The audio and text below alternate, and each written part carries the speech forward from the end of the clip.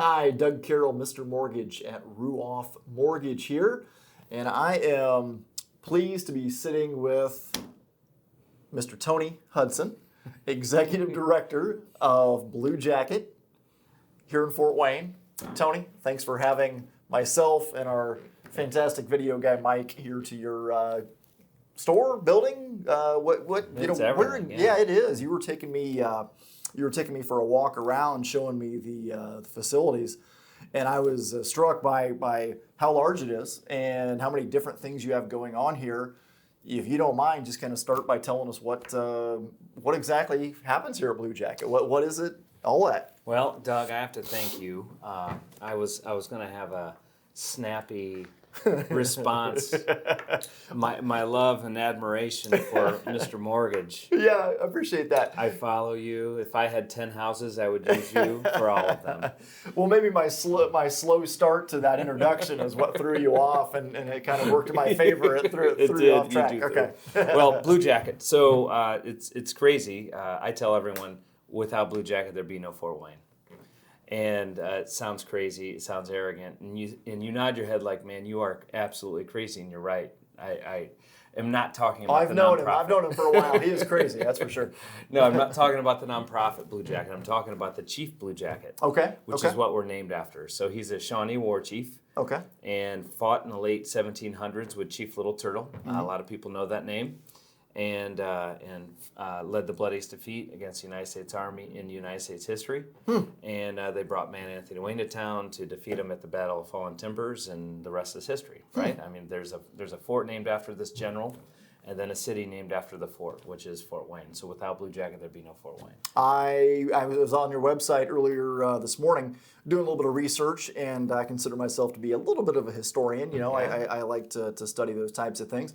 I had never heard of Blue Jacket before, Chief Blue Jacket. I didn't either. And I thought, for a guy who fought in our region along the banks of the Wabash, even the Maumee, you would figure that there'd be more known about Blue Jacket, but there isn't. So the Blue Jacket, we've been around 14 years, and we've graduated thousands of people from our program, helped thousands of people get jobs. So our nonprofit was created for the purpose of providing training and opportunities to anyone with barriers to employment to earn a chance at gainful employment. That's our mission. That's what I was checking. Okay. I was validating that earlier. Which it's a new mission. Yeah, it's we always updated been the it. same. You updated it though. Okay. Yeah, so we cut our teeth serving people with criminal backgrounds. We got good. We were kind of spawned out of the criminal justice system because there was a need for people coming home from prison to become employed. One of the biggest predictors for success or failure upon returning home from prison is employment. But then you realize the myriad social issues that people coming home from prison have, mental illness, substance abuse addictions, chronic poverty, chronic unemployment, disabilities. We started realizing that all these other barriers, we were just good at getting people employment with.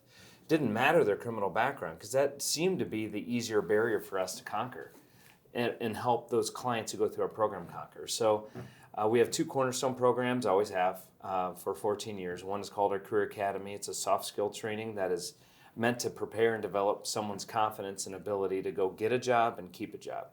So those on-the-job skills that a lot of people typically are taught, sometimes in their home, sometimes at school, sometimes on the job, elude a number of individuals who've never had a job before. So the Career Academy has been in operation for many, many years, and that is our screening tool, Doug. Okay. I'll tell you about that in a moment, and then the other thing is called Blue Jacket Staffing. That's our in-house job placement component.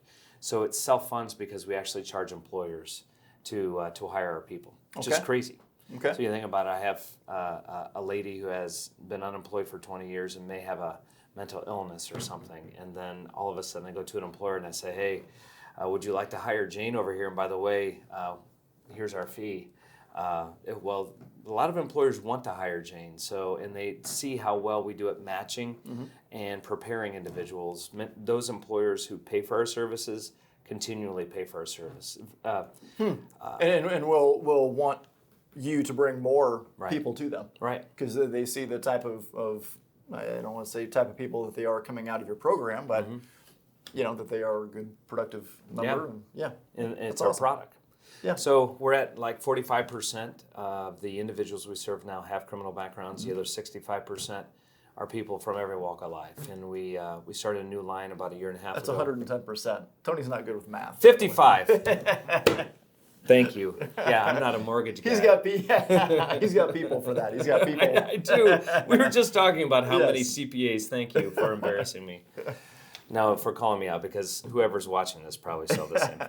55% of the individuals do not have criminal backgrounds. A great majority of those have disabilities. Okay. So people that perhaps go to Southwest Allen, Northwest Allen, Fort Wayne Community Schools, East Allen, and they're on they're in the special needs or special education. Many times at the tail end of school, it's hard for them to find employment, and then they just kind of stagnate and they don't find employment for a long time. Okay. That's kind of our target population right now, and we're doing relatively good. Well, with Fantasy of Lights, I always think, cold weather and whatnot. And so is it starting today? Like, when does the Fantasy of Lights start? Because it feels like it should be in full swing right now with this weather. Well, yeah, it's ugly as it can be. Now, it'll be in about 24 days. It Okay. opens. So is that right before Thanksgiving? Right before Thanksgiving, right? Okay. So the 4 for Fitness will have the Winter Wonder Dash. Hopefully you're doing that. It's running at night through the lights. Oh, really? That sounds dangerous. It sounds dangerous. But that's the weekend prior, and then we have a little preview night for all of our sponsors, and they come through, and then we open up the night before Thanksgiving Eve. Question for you. How can our viewers get out and support Blue Jacket? What's the best way? You're running a great organization. I really think the work that you're doing is tremendous. And I know a lot of people watching this will think so as well. How can they get out and support? Is it donations? Is it going to the store, or is it donating clothing, money? What are we talking about? Thank you, Doug. I appreciate that. We have a north store now at Coldwater Crossing. We still have our south store here. It's in limited hours. We love the donations of business casual, business professional clothes. Coincidentally, the Blue Jacket Clothing Company we haven't really talked about. It launched 6 years ago for the sole purpose of just subsidizing our clothing bank. So our clothing bank swelled and swelled and swelled over years from people who were just donating suits, ties, dresses, and we give all of our clothes for free to our students. So when you assume someone's coming to us from a marginalized position in life, and we're mandating them that they have to be on time every day. So, Doug, if they're a minute late, they're screened out of the process. They're kicked out. They're allowed to reapply. I'd be in trouble. Coincidentally, I'd be in trouble a few times too. But it's our screening tool so that employers on the tail end know that they've been here every day on time. They're dressed business professional, and they have their assignments complete. So even if someone can't read or write, we still have volunteers that tutor with them and help create resumes and do the online job searching with them. But to mandate for someone who can rub two pennies together, we charge $10, which that fee is really just to make sure that someone has a little skin in the game. We ebbed and flowed and figured out if it was 5 or 30 or 20. 10 seems the one that's stuck the last 5 years. $10 is their enrollment fee one time, and we're with them for life. So if they're unemployed again or they want an upgrade, many times people do come back to us 6, 8, 10 years later wanting a better paying job or a managerial role because they've sustained employment for so long, and we help make that happen. It's pretty cool. That's great. But those suits, 44,000 articles of clothes have been given away to our students. Wow. And so the best way to help us, I would say, we would love to receive donations. The Career Academy is completely subsidized through grants and donations. And we serve about 300 people a year. The blessings of clothing donations goes a really long way as well. So if and when someone decides that they would like to donate professional clothes, they'll meet our Blue Jacket clients that are running the store, just like they're running Fantasy of Lights. And in fact, many of my 20 employees here in the office are Blue Jacket graduates, which is pretty neat. Yeah, that is great. That is great. One last question, I guess, really to wrap things up, kind of. You're a Concordia. Were you born and raised here in Fort Wayne? I was, right down the street. Right down the street. Okay. Yes. And then we're located, where are we at right now? We're on South Calhoun? We're on South Calhoun, 2800 block of South Calhoun, just north of Southside, just south of the Rialto. Okay. And then right now people could come down and shop in the store, or the clothing store, but that's going to be getting moved north to Coldwater Crossing, correct? Well, we would like to move this store that's in the back of our office Yes. complex to the street. Okay. So we would like, in fact, Doug, that the big message here that I would like to state Yes. is that we have a bold plan. And the board has a bold plan that we're going to make this campus an enterprising mecca for us, where people will be able to come here, receive training, and get a job in the afternoon and work here for us. So we have some plans to add some additional retail on Calhoun and move that store street side, so there's a storefront. So we're actually on about 2.5 acres of land, not just the building that you see, but we've been acquiring a lot of vacant space. A lot of vacant brown space has been donated to us. We've been maintaining it. It's gorgeous around here, so when you walk out to your car, you'll see it. But we hope that our neighbors in the 06 and the 07 and the 02 will find that this will be a beacon that will tie Southside and Southgate to downtown and just really start to make this corridor thrive again. What's your favorite thing about Fort Wayne? Was that it? Were you Downtown. Okay. You, Doug. That Ruoff has hired you, and you've remained here. Well, that's pretty special. I agree, but no. Is it downtown? I mean, what's your? Did you answer the question? Yeah. So You kind of evaded the question. No. What?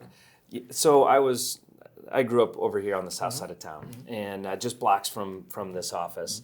Live out southwest, of course, and my whole family, my wife and I, and my 2 kids.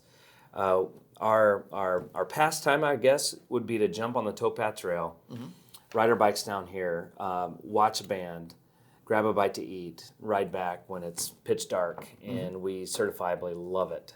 I mean, that's our joy.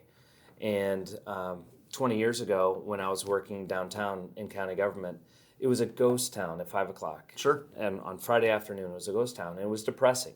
Yeah. And I contemplated, the only time that I didn't live in Fort Wayne is when I lived in college. I went away to college, and I contemplated not coming back just because it was not what it is today. And I'm excited. I can sense that you're just as excited. I mean, it's great to be here right now. Yeah, no, I love it. There's an energy downtown that certainly wasn't there 15, 20 years ago when I was, when I was in my early 20s and I lived down on West Central for a year or so. And yeah, it was almost depressing. If you were downtown after about 5 o'clock, it was just empty streets and almost like you were in, some kind of a, I don't know, Russian bloc, Eastern bloc city, or you had a curfew or something. There was just nothing going on. But there is so many things with the restaurants and the bars and the tin caps and like you said, the bands, outdoor concerts. Over here on this side of town, you got the Clyde now, and just all of the stuff's being tied together by the GE project and the promenade, and it's crazy. Yeah, the landing. I haven't been down the landing yet, but it looks absolutely gorgeous. Going down there tomorrow evening to eat, so Wonderful. I'm gonna get out and walk around. And, yeah. Take selfies for me. I will take selfies, and I don't know how that works. But hashtag for Tony. Hashtag for Tony, and then I'll do that. Post it online for everyone. I'm going to cut this off before it gets too out of control. Tony Hudson. Doug, thank you. Thank you very much for having us down here, man. You were doing great work. Thank you. I wish you all the success in the world, anything that I can ever do or anything like that to get the word out any further. Would greatly appreciate it. Hope you enjoyed getting to know Tony Hudson, Executive Director of Blue Jacket here in Fort Wayne, a little bit better. And I would say, Tony, let's get him out to the Fantasy of Light starting Thanksgiving Eve and come down and support in any other way that you can. Mr. Mortgage, Tony Hudson, out.